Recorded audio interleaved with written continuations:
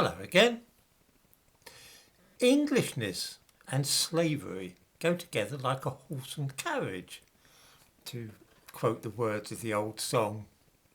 The very first person to describe that part of the British Isles which is now England was the Greek geographer Strabo. Writing 2,000 years ago, he said of southern Britain that it bears grain, cattle, gold, silver and iron. These things accordingly are exported from the island, as are also hides, slaves and dogs. So rather an old tradition in this country, slavery. When the Romans invaded, they lost no time in enslaving many of the people they found in this country. Slave chains and shackles from that time have been found, and there's plenty of evidence for the existence of slave labour and deportations of slaves from Britain. This went on for an awfully long time. When Pope Gregory was visiting a slave market in Rome in about 590 AD, he saw some fair-haired children for sale. On asking where they were from, he was told they were Angli, that is to say, English.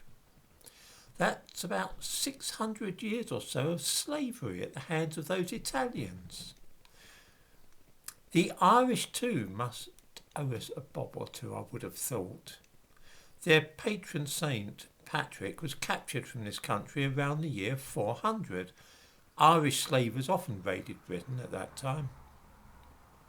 Then too, there are those damned Vikings. They took quite a few slaves from this country and transported them to Dublin, a city which was, of course, originally founded as a slave trading centre. Come on, Denmark, you know you owe us for this. When William the Conqueror took over England in 1066, he ordered a complete record of all property, and it was found that 10% of Anglo-Saxons were actually slaves at that time. I suppose that means really we owe each other some compensation as well. Then there were the ships from Morocco, Algeria and Tunisia, which raided the English coast in the 16th, 17th and 18th centuries, carrying away whole villages into slavery in North Africa. Surely we're owed some kind of reparations for that.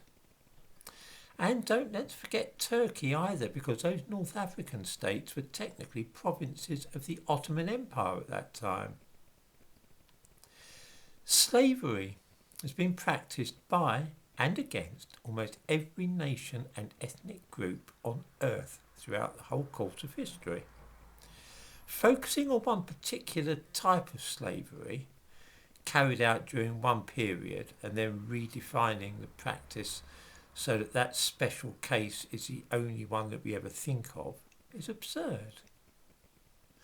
Do any viewers really think that Ireland, Italy, Denmark, Algeria and Turkey owe us anything in reparations for the past conduct of some of their ancestors?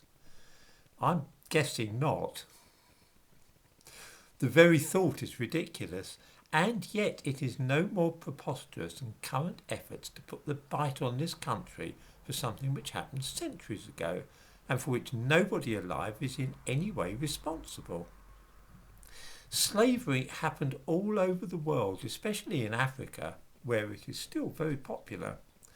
The British certainly played a role in it, but so did everybody else.